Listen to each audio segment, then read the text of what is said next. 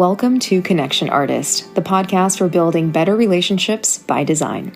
Love and human connection are fundamental needs for all of us, but how do we cultivate lasting, emotionally healthy, fulfilling relationships with ourselves and others? I'm Anna Luca, and I invite you to join me in meeting everyday people with diverse backgrounds and ages who all have one thing in common: a genuine passion for fostering meaningful connections. You'll hear their heartwarming stories and practical advice for building lasting marriages, lifelong friendships, and self-love. In this season 1, we sit down with 10 couples, learn how they met, and hear the secrets behind how they've built lasting marriages. Their insights will inspire and enlighten you. I also interview guests who found and maintained warm, lasting friendships for decades, and they're sharing how they did it. And lastly, we can't forget the importance of growing a loving relationship with ourselves, so we discuss building self-love and confidence. I've brought together a fantastic lineup of guests for you to meet who will share their unique stories and invaluable communication and relationship advice. Together, we're learning the secrets to building more meaningful, fulfilling relationships, one conversation at a time. I'm Anna Luca, and I invite you to join me in becoming a connection artist. Hello and welcome back to the podcast. Today we have Chesney and Nate. They're a lovely couple in their early 30s. I am so excited to share their story with you and what they've learned from being together now over a decade. So with that, I will start off with Chesney. Would you tell us how you guys got introduced, how you guys met? Yeah, so first, thanks for having us. We actually met in Oklahoma City in undergrad. So I'm originally from the Kansas City area, and Nate is from the Oklahoma City area. He was actually first going to a small Christian school in Oklahoma City, and I was going to a larger state school, not in Oklahoma. I visited a friend on my fall break, and technically we met then, but we weren't friends until I transferred to school that later, I guess January of 2009, and we were friends, and that's it, because I actually was dating one of his friends at the time. That's how we met. Yeah, and so I knew him for, 3 years on a totally platonic, like, this is my boyfriend's friend. And then I broke up with that person, and I think I remember you saying that you were really sad when you didn't see me around anymore. Mm-hmm. Yeah, so we were all roommates. He was one of my roommates, one of my good friends in undergrad, and I remember it was bro code when they broke up, and we weren't allowed to hang out anymore, and the school is small, and so you run into people and everyone just knows each other, but there was a long stretch of just never seeing Chesney because we're just hanging out with my friends. And then there was one time, I think I was at the mailbox with one of my roommates, and somehow I think you were there too. And so we were just chatting. And after you left, I said to my roommate, I was like, man, I just really miss Chesney. And because it was one of those things we just weren't allowed to because it was bro code. Yeah, the bro code. But that all fell through, and we started hanging out because I took an extra semester of school because I had cross-country eligibility to run another semester. And then Nate had changed his major, and so he took an extra year. And so we started hanging out, and we fell in love learning how to two-step, which is kind of country line dancing type of dancing, I guess you could say. Yeah, when we both did that extra year, all of our friends graduated because they all just did the normal 4 years. So when we came back to school, everyone was gone. And so we were oh, let's just hang out. We know each other. We've known each other this whole time. And so we were hanging out in friend groups, but they were all people that are a class behind us. And yeah. So this is your 5th year then in college. Mm-hmm. Yeah. And the guy that you had made that bro code pact with, he was no longer he was gone. Picture. Yeah. So you were in the clear. Yeah. And we went into it, and it was it was just friends. I remember the first month or two, we were part of new student orientation stuff. So we were part of all that. And then we would play sand volleyball, ultimate frisbee, things like that, just in groups. And then I don't remember how that started. Well, I think you learned how to two-step, and you knew that I like to two-step, and so you were looking for someone to like try your moves on. That's right. Yeah. Yeah. So like that summer. At least that's how I remember it. So you learned the two-step to get the ladies? Well, that summer I had learned from some people, and again, I don't remember how it came up where we like started. Anyway, so like we started two-stepping in her apartment. And then we did some like group dancing together. And so the funny thing is, at the school we were at, dancing is actually not allowed. And what? Like going out to dance clubs and is this a very religious? Yeah. Okay. And so like dancing wasn't allowed. Wow. But so here's the thing. So we started two-stepping in our apartment, and then we started inviting friends over. We were two-stepping, and then like on campus, and then it became four-stepping and six-stepping.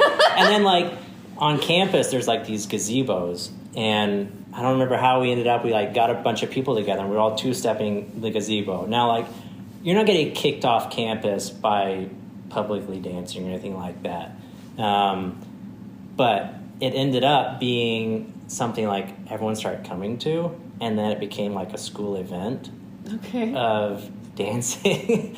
And so at a school that wasn't allowed anyway. So how long did you guys dance together before you realized, like, so were you like kind of developing feelings for each other while you were... Yeah, so dancing can be very intimate. And yeah, I would say about a month. Yeah.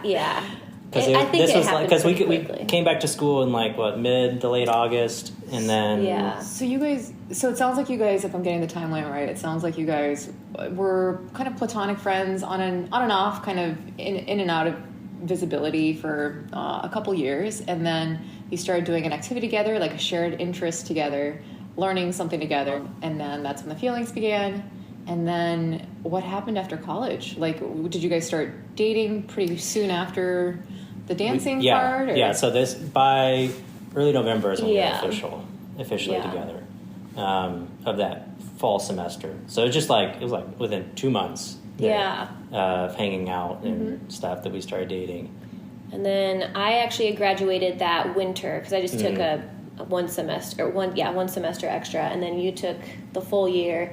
And then I was just working. I had plans to go to medical school, but was working in some physician clinics. Had a lot of free time during that time, so we just hung out with each other all the time. And then I started medical school, and I guess that was a big transition for us. That was like a year later, though, wasn't it? Yeah. Yeah. So it was a while. And we were together for a while. So how many years were you together dating before you decided to get married? 5 years, yeah. 5 years, okay. Well, 5 years till we got married. So you were dating 4 years probably before we got engaged. Yeah. Okay, so you're together 4 or 5 years dating, but before that you had known each other platonically as well. Yeah. Okay, that's quite the long timeline that you guys got to know each other before you were like, okay, yeah, let's make this. And that's what made it so easy to start dating, and because like all the other stuff was out of the way. Like I already knew that we like enjoyed each other's company. Yeah. And then, like, after just hanging out for like a month and a half, we're like, all right, let's start dating. Yeah. I do want to go back to that bro code thing, because I do think that this is something that people maybe don't talk about, but they feel like maybe, you know, they have a secret crush on their friend's boyfriend or girlfriend. And after they break up, was that weird at all for you guys when you did start dating? Did you feel weird about it? Or did you kind of feel like, hey, I'm no longer a loyal friend to that guy because I'm dating this girl? Like, did it impact your friendship dynamic at all with that other guy? And was it awkward for you guys at the beginning to like switch? Because I'm sure both of you guys in your mind probably thought, okay, this one's off limits because I had a history with a mutual person. So I just wanted to see if you guys could lend a little bit more insight on that, because I'm sure it's pretty relatable to a lot of people who might be in that situation and might not even know how to like address it with their mutual friend who's the connection. Yeah, going into it, I didn't feel any guilt going into it. When it became official, he was very upset, and we were like roommates through college, really good friends, and he was dating someone at the time too, I think. Yeah. And so like he was very upset, and you know, and someone like that was good friendship of mine. And so like that was difficult for me. I did talk to a mentor that I had at the time, and I was telling him about all of it. And his response was, so you're worried about losing a friend at the risk of gaining someone you'll spend the rest of your life with. And I was like, oh, okay, yeah, that makes sense. And I was like, yeah, I'm not worried about it anymore. Okay. And then our friendship, like, he later apologized for it, and then been fine ever since. Okay. Yeah. So that friendship, were you able to keep that friendship in your life, or did it maybe just kind of take a back? It wasn't the same. Yeah. At least for a while. Just because it was kind of strange. And for him. For me, yeah, it didn't feel strange. I think for you, it was strange. For me, it was a little strange. I mean, I did date him for several time, years. yeah. My parents are still friends with his parents. They're on a barbecue team together. Oh, barbecue team. Okay. Yeah, in Kansas City. So I was kind of like, well, he doesn't know me. He doesn't tell me who to date, things like that. But it was like just a little awkward. And again, this is a small school. Yeah. And so like everyone knows everyone else's business type thing. Was he invited to the wedding? Yeah. He was there. Really? He was at the wedding? He was at our wedding. I didn't even remember that. Oh, yeah. He was not responsible for the invitation. I was remembering we went to I was at his wedding too. We went to one of our friends' weddings, and you were both groomsmen. And I remember sitting next to his wife, and we were all. And then there was another couple that they also had a history, and they were dating other people. Again, small school. Yeah, and I remember sitting there. It's a small school, very small school. Right, and this was like several years later, and I remember thinking like, wow, look at us, we're so mature. Okay. Yeah, things are good. Like I was on a guy's trip with him in October this year. Okay, and everyone survived. It's all good. Yeah. Okay, so fast forward, you guys have been dating 4 or 5 years. You guys get engaged, and now you've been together as a married couple for how many years? 6 years. It'll be 7 years officially in the fall, which is in a few months, I guess. Well, 6 months. Okay. 6.5. We'll say that. So about officially. 6.5 Yeah. years, to be precise. Yeah. You've been married, and so almost 12 years of knowing each other. How did you each know that you were each other's person for life? And you kind of touched on it earlier, Nate. You mentioned, by that point we felt so comfortable with each other after dating for so many years, and seeing what we're like just even on a simple platonic level, and that we get along pretty well. Any other factors or what other considerations were you thinking about in finally deciding this is the person for me that I want to get married to?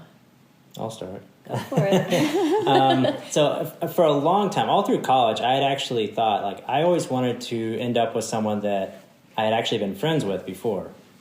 Like that, for some reason, that was something that I wanted because, again, you get all that stuff out of the way before it becomes romantic in terms of like determining if you actually like the person, and your mind's not clouded by the romance part, right? The attractive part. And so when I actually realized I was going to marry her was about a month and a half into us hanging out.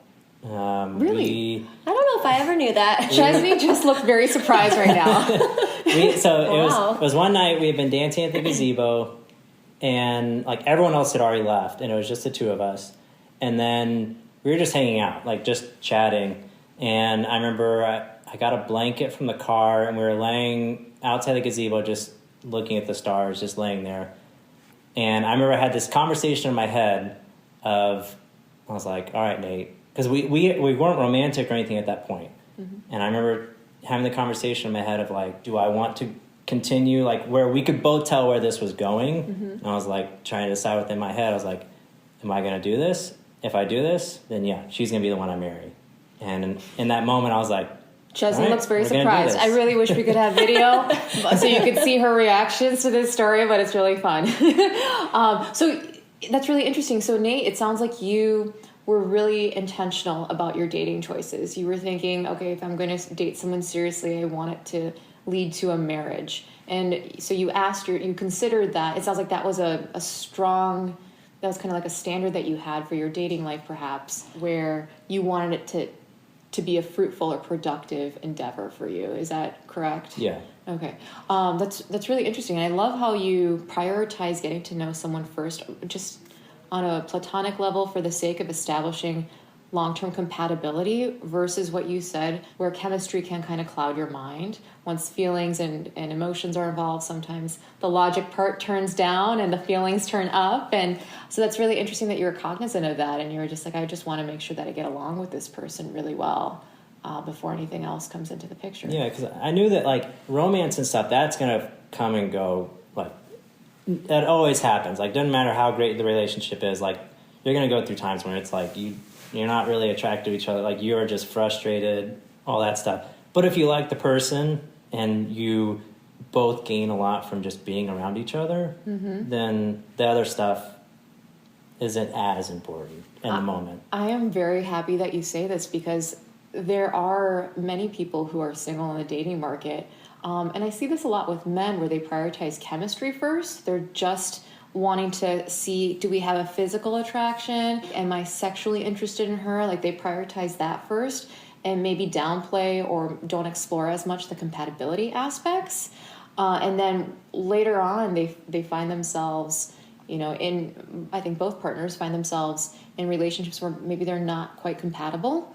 But because they led with chemistry and feelings got involved and sex got involved, that makes it harder to detach from the person. So I think it's really interesting that you were someone who placed a little bit more importance on compatibility, knowing that chemistry ebbs and flows. Like you said, like physical attraction, that's going to change throughout the seasons of your marriage together. People age naturally. All sorts of things happen. And there'll be seasons where you're upset with each other, seasons when you're happy with each other. Like chemistry and the vibe will always ebb and flow. But you were really aware and really mature, even early on, about your dating intentions. That's really great. Yeah. Chesney. I learned something tonight. Yeah, good. What about you? How'd you know that Nate was the one for you? Yeah, I think it was just kind of, I definitely did not come to that conclusion very early on. It took me, I'm sure, years to really be like, oh, I think if he asked me to marry him, I would say yes.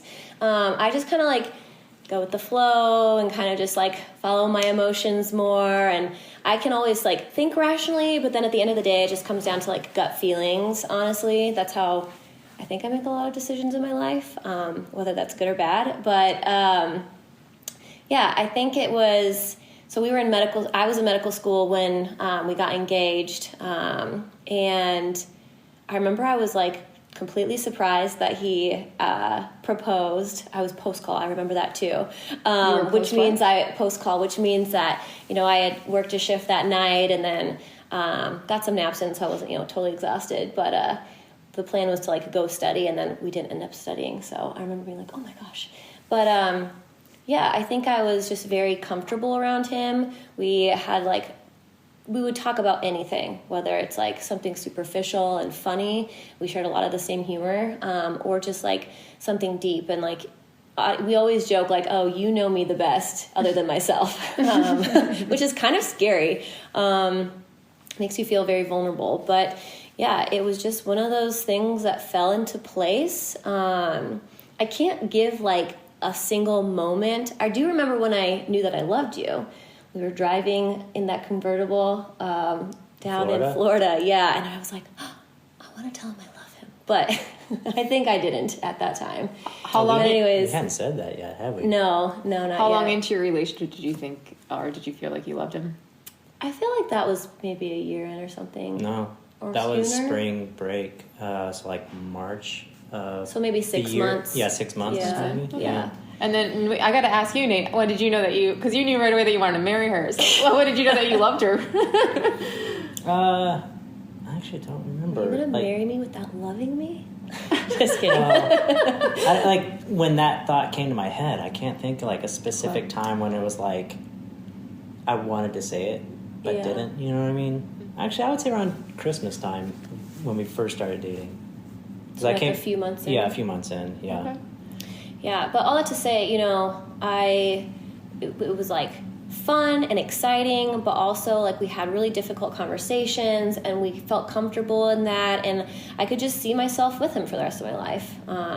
He's very supportive in medical school for me. It's a lot of hours that you put in, and I always say like, oh, he survived medical school too. And I don't know that you knew what you're getting yourself into, but yeah. He was just very supportive, and we shared a lot of the same values and goals to travel, and I could see myself being with you for the rest of my life and like being proud of being with you, if that makes any sense. Ooh, that's so good. It's good for people to think about when they're dating someone is, am I proud to be with this person? Mm-hmm. And like the self-awareness that you had too, to just like check in with your own feelings, like how does this person make me feel? He makes me feel very comfortable, whatever. I could talk about anything with him. So you felt like, it sounds like you felt pretty accepted in the relationship, mm-hmm. because you do have to kind of feel accepted or non-judged to be to be vulnerable about pretty much any topic. So that's really great. That is something that I would encourage listeners to also think about when they're dating is how do you like check in with yourself? Like, how do you feel in the relationship? Sometimes, depending on the person's anxiety and things like that, they might be or if they're a people pleaser or whatever, they might be so focused on, does this person like me? What do they think about me? But it's helpful to check in with yourself. Be mindful of, how does this person make me feel before deciding, is this a person that you'd like to continue spending time with? Okay, great. So now that you guys have been together for about 12 years or so, what are some factors that you guys attribute to your success in lasting this long? You already talked a lot about, I can already see some of those compatibility factors, creating the runway for a long-term relationship, these early healthy signs of being able to communicate with each other really well and be open with each other and being supportive of each other through tough times, through med school, stressful times, things like that. What would you guys say are some of the top things that have helped you stay together as long as you have? I think this is going to sound like a joke, but I'm serious. Like certain personality tests, like the Enneagram, I don't know if people know about that, but, or like, any of those quizzes, things that you can take and just learn about yourself and your communication style.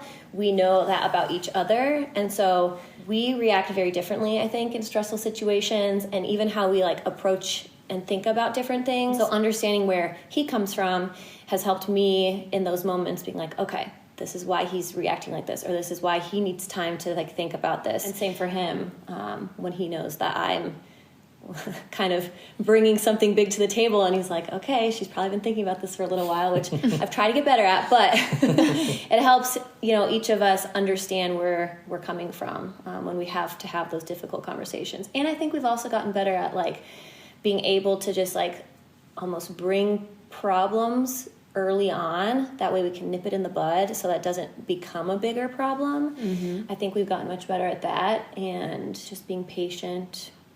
Question about that. So yes, we always hear it's a great practice to address problems early before they snowball into larger problems.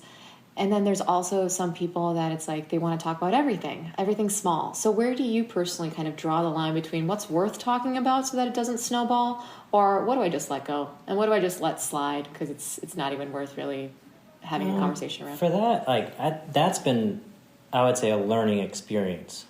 Like almost thinking like, what are the hills you want to die on type thing, where it's like certain things, irritate me, but bringing them up constantly, like, is that really going to solve anything? It just makes her feel that, I'm nagging or something like that, right? Mm-hmm. And that because I've actually said, like, exactly. This is why when you tell me to do this over and over again, I feel like you're being my parent. Mm-hmm. And so when I say, like, this is how I interpret this, and he's like, okay, I understand that. This is why I'm saying this. It kind of, like, helps me from both directions. So I think it's just over time of having gone the wrong direction many times in terms of like bringing up the small things constantly or not bringing up anything for a long stretch of time.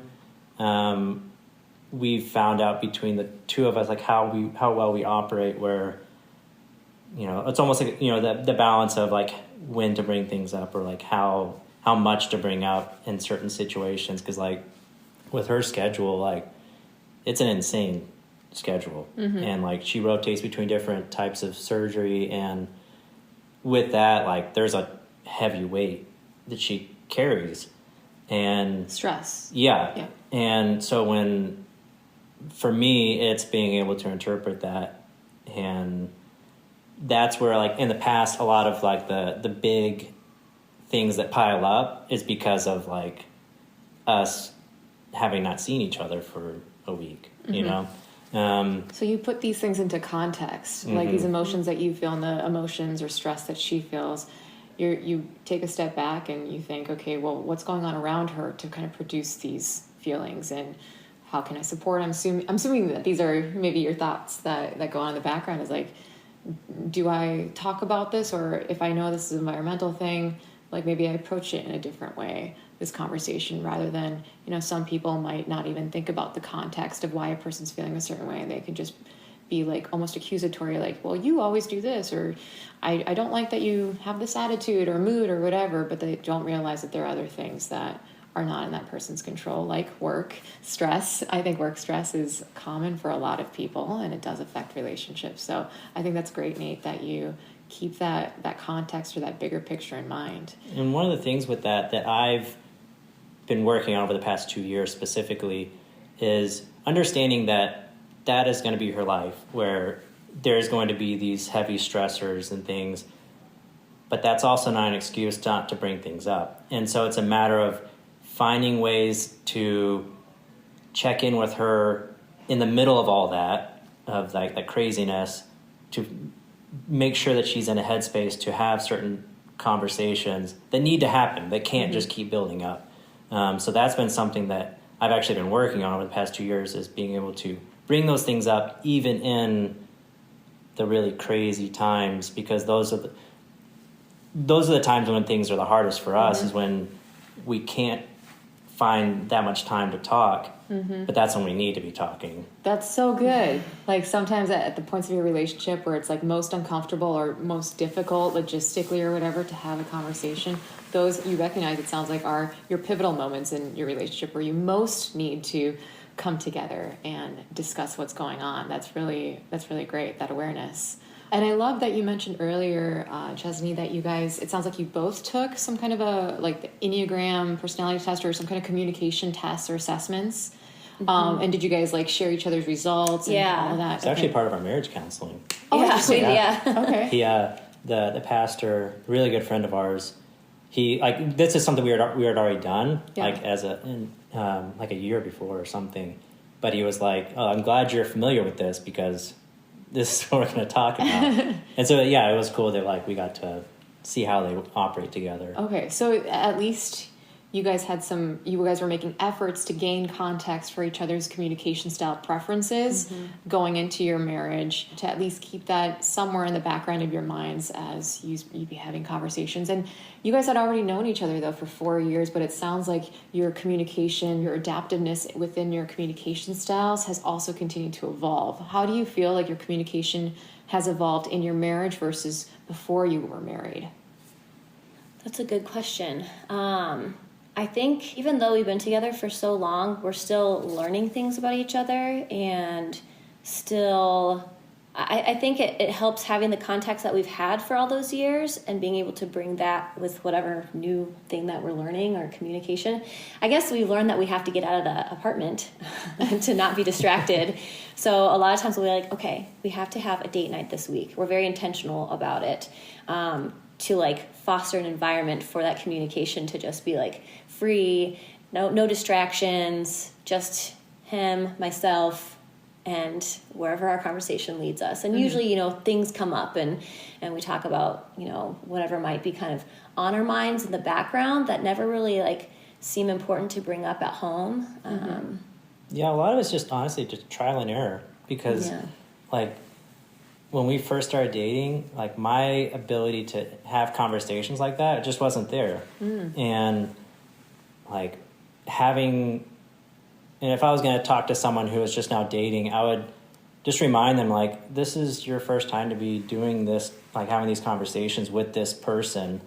And you're going to be doing this over and over and over, and you get better at it, but only if you actually do it. And like I can think of like some of our earliest arguments and things like that, and the things we argued about, it's laughable now. Like it really is. Like now I think back on it, I'm like, man, we were just like kids back then. Yeah. But that's honestly like, and I think just going into it, and if I was going to talk to someone, say, going into it, just know that you're going to have these conversations, and it's okay. Even if it's not a good one, it's okay. Just keep doing it, because you just gotta keep practice. Yeah, you just got to keep doing it over and over. And that's a really good point, is that each time you date someone new, or you find yourself in a new relationship, it's a brand new story. You guys are both learning about each other for the first time. You're learning about each other's communication preferences and all of that. So it's there's a learning curve. So it's natural that it might take a little while to find your groove. I mean, maybe some people are lucky and they just find people who are very, very similar to themselves. But even with you guys starting off with a very strong friendship, it sounds like it still took a bit of work, communication work, in the early stages of your marriage to kind of finesse some preferences and such. Is that accurate? Yeah, and I would say a lot of it had to do with just our personal development just wasn't there yet. Like, you're still learning who you are, and so you carry a lot of that stuff into the relationship. And if you're both doing that, then like that's difficult to have, mature conversations and things like that if you're still not sure of who you are and things like that. So I would say that's been a big thing. It's just we both developed so much over the years individually, and that makes the relationship itself better. I love that idea of still working on yourself while you're also working on a relationship. Like those two things can and probably should be happening at the same time, versus maybe, in some couples, they put it on the other person, like, oh, things aren't going well, it's the other person that has to do the work. It's the other person that should go to therapy or whatever. But it sounds like both of you kind of take on that individual responsibility of working on yourselves and also working on the relationship together. Is that correct? Yeah. Yes, I'm getting it. Spot on. All right, so other than communication, was there anything else that you guys wanted to call out for some important factors that have helped support your lasting marriage so far? Have fun together. I think that's huge. Like, you have to, I guess it depends on the couple, but like, we love to travel, we like to just experience new things, and really just being intentional about whether it's going on an international trip or just going out to a new restaurant. With our schedules, we have to be very intentional about the time that we spend with each other. And so, communication is definitely important, but I think just continuing to have fun together and exploring life together. Yeah, and I would say for me, a lot of it has to do with almost like there's a sense of security being married where we're both in it for the long haul, and it would take very, very difficult circumstances for that to end for us. And having that in the back of my mind to when things get a little bit sour, when we're just not really feeling great around each other, it's almost this feeling of like, well, we're not going anywhere and we'll figure it out. I love that. There's not this like escape route where we can be like, all right, I can pull the plug right now if I need to. It's like this feeling of security, which is really nice. But I don't know if I agree with that. I feel like there's 50% divorce rate, and in my mind, like, not that shouldn't alarm you or anything, but in my mind, like, it's not necessarily, it is security, but at the same time, it's like those sour times, or like where it's like, ooh, we're not like super great in our relationship right now. That's like where the spiral can begin. And I feel like that is like a vulnerable place in a relationship where you really have to like identify that before it gets too deep, and then you do get divorced. And so I don't know, that's how I kind of was thinking about that. I agree. I see where you're coming from. For me, I would say knowing that those difficult times are going to come when maybe one person in the relationship is like really struggling with something, and the other person could say, you know what, this isn't worth it to me, I'm going to get out. Like, being the person, and I have been the person in the relationship who is just in that dark place, and knowing in the back of my mind that she's still there, like, that is the most powerful thing. Now, again, when I said earlier was the very different, like, bad circumstances where very clear times when you need to be out of the relationship, like, I'm talking, very like abuse or something. Yeah, things like that, where it's like, okay, I don't say you need to stay in the relationship. I'm talking about like when maybe one person is just not doing great, and the other person's like, oh, this is just bringing me down. I want to go have a fun time. Yeah. Kind of And maybe for you, and I think for each person, they have a personal threshold. For you, your personal threshold of what it would take for you to exit the relationship is a really tall hurdle. Like, it would have to be something very, very severe, it sounds like. Yeah. Versus, I think what you're getting at is some people might, maybe the 50% of divorcees or whatever, we can't assume, people get divorced for so many reasons, but maybe there's a subset of that population who has maybe a lower threshold of, hey, I'm only going to tolerate up to this much, like these many arguments or these kinds of differences, and then I'm out. Maybe their threshold is a little lower. Sure. So maybe for people who are in marriages or considering a long-term marriage, maybe be aware of what is your threshold. Like, if before you get married to someone, do you have a pretty tall threshold for what you're willing to work through and compromise on and, come together to solve? Is that pretty tall for you, or are you willing to exit for small things? Maybe that's what you meant by security. Like, I think that we both have like this understanding that we're in it, and it's going to take a lot for one of us to leave. So maybe that's what you meant by security. Yeah. But I like the trust, though, that you have. It sounds like you have a lot of trust in the relationship, Nate, where you feel like, things don't have to be rosy every single day, but you trust that your partner's still going to be there the next day working it out with you. Yeah. So I think that's great. Anything else that you'd like to add to that, Chesney? No. Okay. That's great. Good. And I liked, by the way, I was hoping to see even more of like how you guys disagree on something and how you guys resolve it. You guys are starting to have like a disagreement. I'm like, oh, this is going to get juicy. I want to see what happens when they really disagree on something. But I liked, Nate, you're like, I can see your point. Even though she had a different opinion, you're like, I can see where you're coming from. Yeah. But let me clarify. I think that's cool. Okay. So the next question is, can you tell us about a time that you both faced a challenge in your relationship, and how did you guys navigate that together using communication or whatever else you guys needed to rely on to resolve that?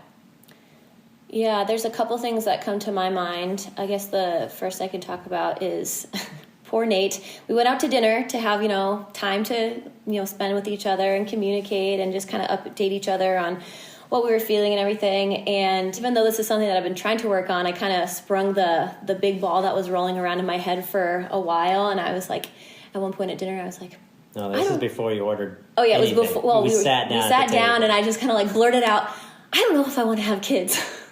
And kind of just, sprung that on him. And then we got to have a long dinner sitting there where I didn't want to look at her in the eyes. And this was how far into your marriage? This was a year and a half ago. A year and a half ago. So before that, you were both interested in having kids. Yeah. And then things changed, and then you sprung on him.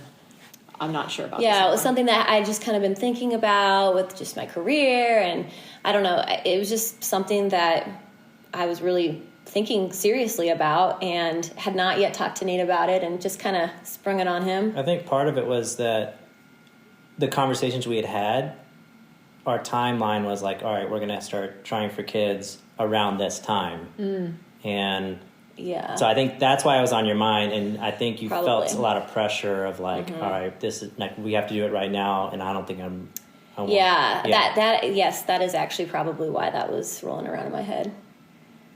So how'd you react? Well, like I said, I didn't want to look at her in the eyes. I was very angry and hurt because, like, it was one of those things of, like, that was the plan. Like, that's what we had talked about for, I don't know, the past 5 years. And then she just made the decision, no, I don't want to anymore. That's how it came across to me. And it wasn't a conversation. It didn't feel like. So you were a little upset that you weren't included in that conversation. Yeah, that it was like, I felt ambushed, I guess you could say. And going back to the conversation we just had about thresholds, that pushed me pretty close to an extent. Like, that kind of came into my mind, was like, like, I really want kids. And so I went through, it was a couple of weeks of soul searching, I guess you could say. I can't remember I talked to my therapist at the time about it, and then we had more conversations about it later because it was clearly like a thing. And I mean, that's an important decision. It's part of the reason why some people choose to get together or not get together. And I've heard of couples who divorce when one partner changes their mind, or maybe they learn that they just biologically cannot have kids together. And sometimes, unfortunately, couples break up for that, even though it's out of one or both of their control. So what happens next? What you guys do? I was going to say, during that dinner, like, my perspective of it, because I remember you saying specifically at that dinner, you were like, we'll just have to like figure out what to do about this. And I remember you said something along the lines of like, you know, I married you, I didn't marry you under the condition that you would provide me children. Like, it was you kind of like gave me this like signal, like, I'm not gonna just break this off if that's truly what you want, even if that's how you felt in your mind, like getting close to your threshold of, you know, leaving or anything like that. I think that came after some of the soul searching, was this idea of like, I didn't marry you with the stipulation of kids have to be involved. Yeah. And so after we, you know, had a few more conversations, it kind of was like, this is why I was feeling like this. Another thing that I had been thinking about, and it was kind of like, you know, something that was an option was freezing my eggs or embryos. And it's something that, you know, some people do in medicine, just because a lot of times we're in training for so long. And unfortunately, like, there is, you know, a time component to having children. And I felt like the pressure of that time. So I was like, why don't we freeze my eggs? And that was a few months later. Yeah, that was a few months later. I met with a friend who was also a resident who had just finished the process. And as soon as I met with her and like heard it and heard her experience, I was like, yes, okay, this is what I'm gonna do. That's kind of what I was talking about, like those gut feelings that sometimes I make decisions on. And I'm like, yes, I know that this is what is good for me and good for us. We talked about it. I think you were a little hesitant at first, like, what does this mean? No, for me, so again, this was several months of this, almost like it was an underlying thing that we didn't really talk about. It was kind of like just there. And for me, and I talked to my therapist about this, so like I was able to like have a conversation with someone that wasn't you, just to like express my feelings completely, without any worry of like repercussion or anything like that. So kind of like sorting out your feelings with trust. And like, and I think out loud by talking, and so like even processing. If so like what I'm saying, maybe I don't even mean it, but I just got to say it and hear it, and I don't want to do that with her because that's really smart. And like, so, being selective. And if I know that I just need to process my feelings right now out loud, maybe it's not the healthiest for me to do it at my partner. Right. Maybe I take those conversations to someone else that's a professional or confidential, like confidant. So I went through several months of that, of just almost like accepting where we were and what the future could look like without kids. And then when she brought up the idea of eggs, like I was 100% for it, because that's a step from I don't want kids to maybe I want kids. And but what I did, I was like, I'm not going to say a thing. I'm just going to like, I know how she operates, where she's thinking constantly about something. It's just rolling over in her head. And I'm like, I don't want to influence that. I'm just going to let this roll and be supportive. And then when we actually went in for the consult, I was like, oh man, this is actually happening. And then everything just moved from there. But it sounds like you found a win-win situation, Chesney. Like, you knew that you were not comfortable having kids so soon in your career, and you were aware that Nate wanted kids. It was a passion or something that he had dreamed of.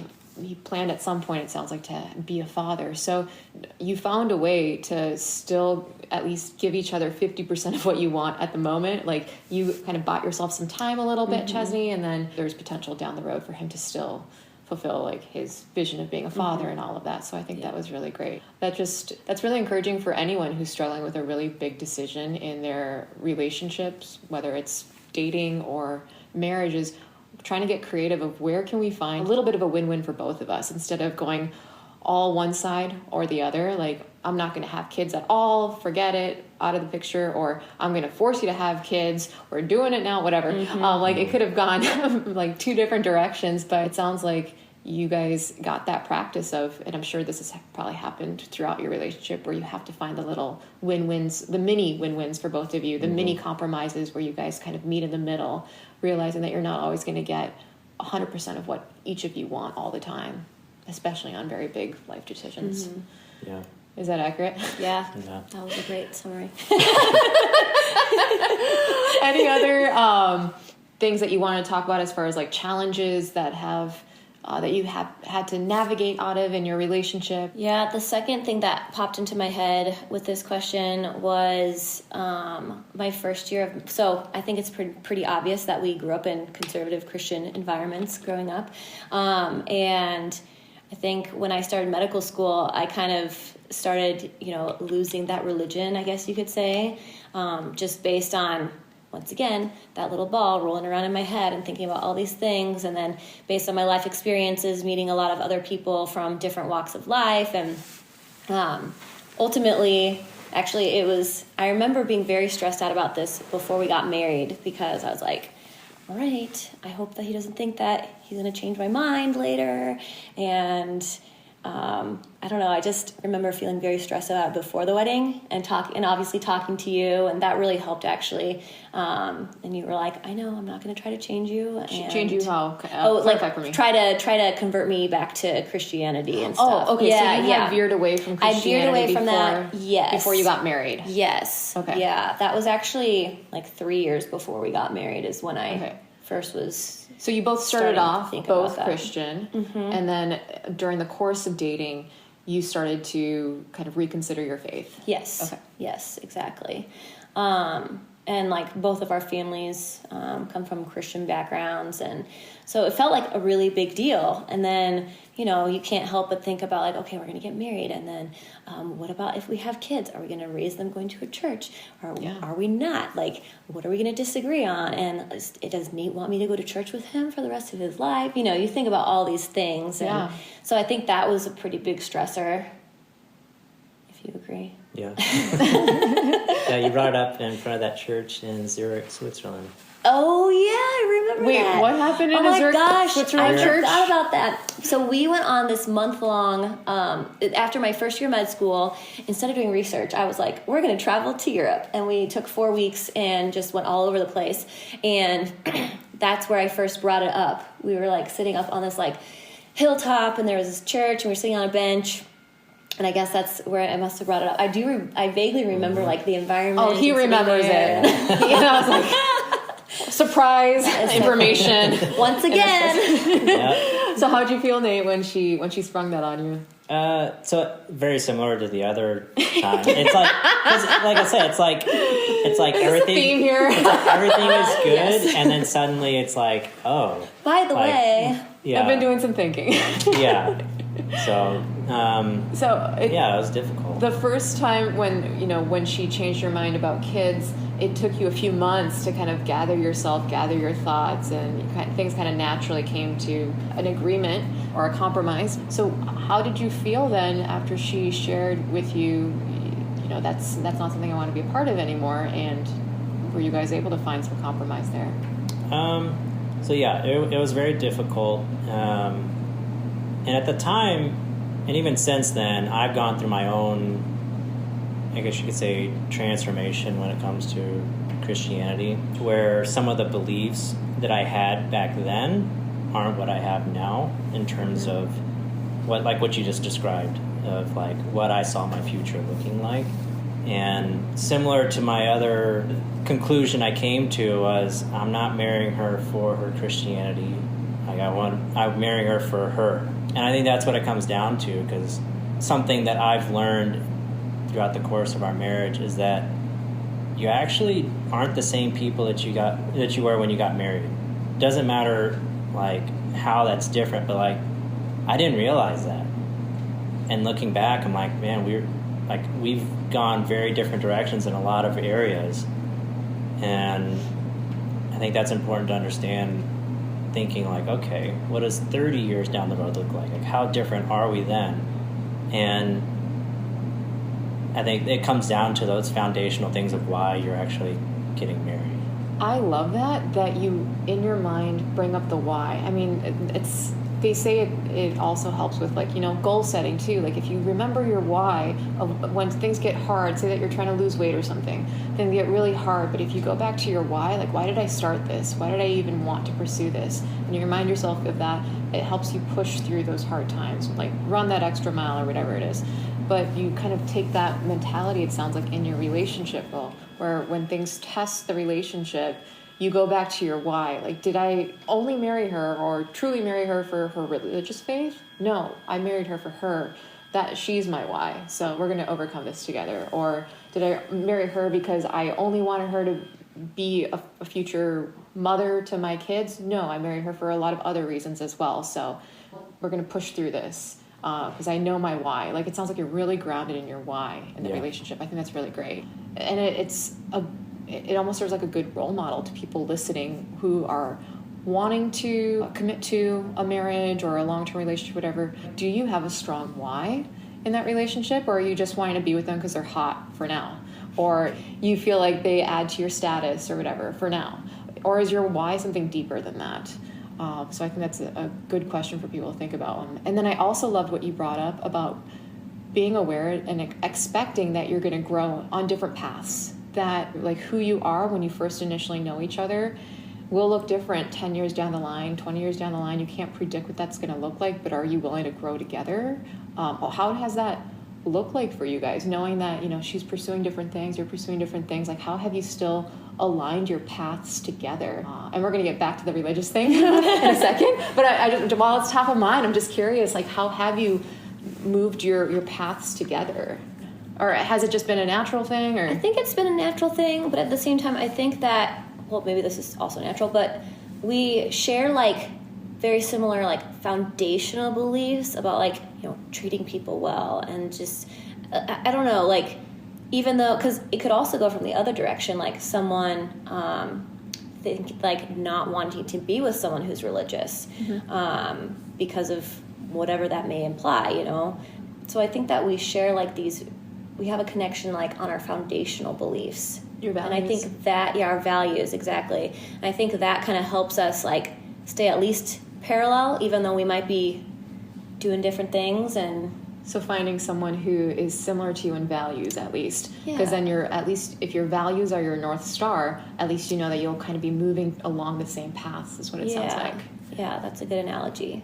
Interesting. Yeah, I would say for me, a lot of it has been learning that life is very difficult, and having someone there who, like, that you actually really trust and enjoy as a person has been the biggest thing for me, in terms of, part of it is the foundational stuff for me, but just having someone that you... Yeah, so knowing that no matter what, like, I still want to be adaptive and be flexible in this relationship, because I still want to have this person that I trust and value so much in my life. So if it takes, you know, some adjustments right now in our lives, we're living in a different city right now because of her career, or, you know, the next chapter will look different because we're going to prioritize something else. We, at the end of the day, know that we still want to be together. So we're going to figure out how to make this work and how to grow.